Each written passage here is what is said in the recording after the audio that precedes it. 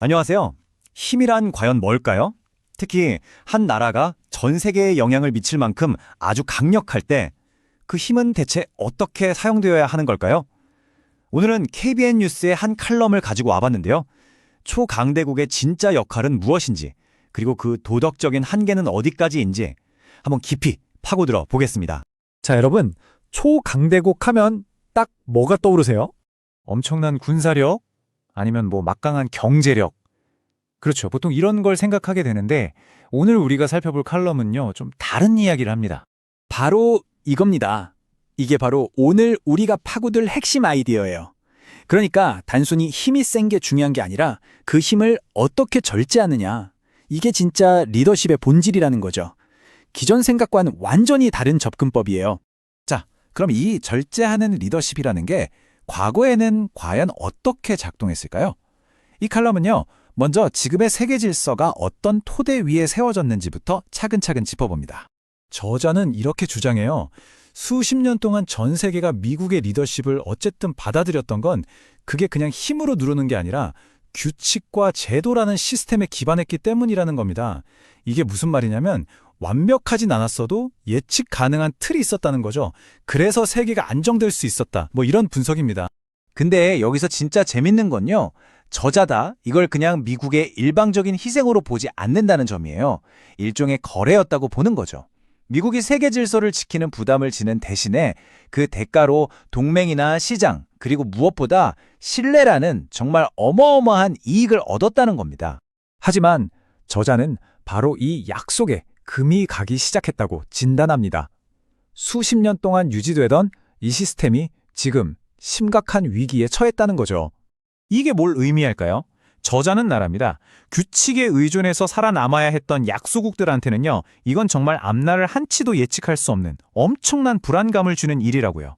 저자가 구체적으로 지적하는 행동들이 몇 가지 있는데요. 예를 들면 이익이 안 난다고 국제기구를 그냥 나와버린다거나 자기네 재정 문제를 해결하려고 다른 나라에 관세를 막 매기는 거죠. 또 이민 문제는 무력으로, 국내 갈등은 강경 진압으로. 저자는 이런 모습들을 보면서 이게 어떤 깊은 고민 끝에 나온 전략이 아니라 감정에 따른 통치 같다고 아주 날카롭게 지적해요. 당연히 이건 절제와는 정반대고 그동안 쌓아온 신뢰를 와르르 무너뜨리는 행동이라는 겁니다. 자, 그럼 도대체 그 선은 어디일까요? 어디까지가 괜찮고 어디부터가 문제인 걸까요? 이 칼럼은 초강대국이 넘지 말아야 할 아주 명확한 도덕적 기준선을 제시합니다. 리더십이 지배가 되지 않기 위한 일종의 도덕적 마지노선 4가지인데요. 첫째, 국제규칙 함부로 깨지 마라. 둘째, 약소국의 자존심을 건드리지 마라. 셋째, 내부 문제를 남의 희생으로 덮으려고 하지 마라. 그리고 넷째, 효율을 핑계로 인권을 희생시키지 마라. 저자는 이 4가지 원칙이 무너지는 순간 세계 질서는 협력이 아니라 공포가 지배하게 된다고 경고합니다. 바로 이 순간 칼럼에 따르면 패권국은 리더가 아니라 그냥 지배자가 되어버리는 겁니다. 그러니까 저자가 계속 강조하는 게 이거예요. 진짜 리더냐 아니냐를 가르는 건 얼마나 힘이 세냐가 아니라 그 힘을 어떻게 쓰느냐에 달려있다는 거죠. 자, 그럼 이제 이 논의는 마지막 선택의 문제로 이어집니다. 강함이냐 아니면 신뢰냐. 여기서 정말 기가 막힌 비유가 나오는데요. 패권국은 세계의 경찰이기 전에 세계의 어른이어야 한다. 그냥 힘으로 문제를 찍어 누르는 경찰이 아니고요. 상황을 전체적으로 보고 책임감 있게 행동하고 또 때로는 참을 줄 아는 그런 성숙한 어른의 역할이 필요하다는 거죠. 저자는 우리 앞에 2가지 길을 보여줍니다.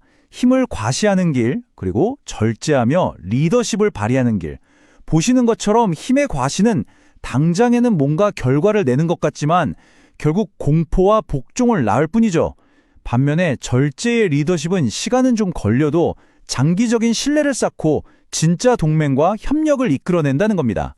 그리고 이 모든 이야기를 딱 한 문장으로 압축한 게 바로 이겁니다.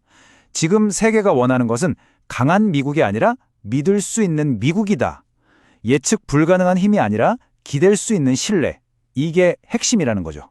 이 칼럼은 마지막으로 우리에게 이런 질문을 던집니다. 초강대국의 도덕성이 선을 넘고 그 신뢰가 완전히 무너졌을 때 우리는 진짜 무엇을 잃게 되는 걸까요? 저자의 대답은 이렇습니다. 잃는 것은 적이 아니라 동맹이다. 잃는 것은 동이 아니라 영향력이다. 그렇죠. 저자의 분석에 따르면 신뢰를 잃었을 때 치르는 대가는 바로 가장 소중한 동맹과 영향력이라는 겁니다. 이건 뭐 관세 몇 푼, 예산 얼마하고는 비교도 안 되는 정말 돌이킬 수 없는 손실인 셈이죠.